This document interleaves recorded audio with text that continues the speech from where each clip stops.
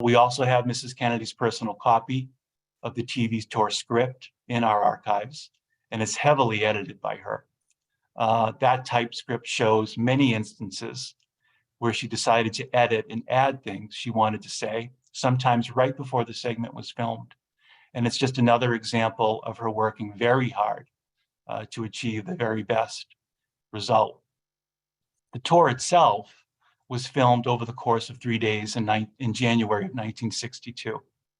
And over those 3 days, Mrs. Kennedy was on set for a total of 7 hours.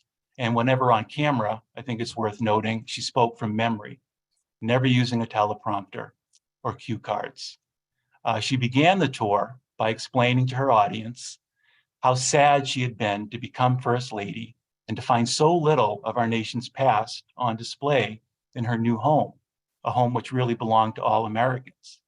She explained how visits to presidential palaces in Colombia and France, so full of artifacts related to the histories of those countries, served as affirmation as well as inspiration.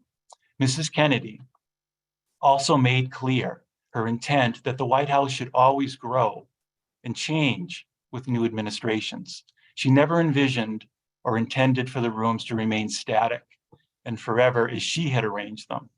She just wanted to assure that future first families would have a framework and a collection from which to draw from and make their own changes, but still create spaces evocative of our nation's great history.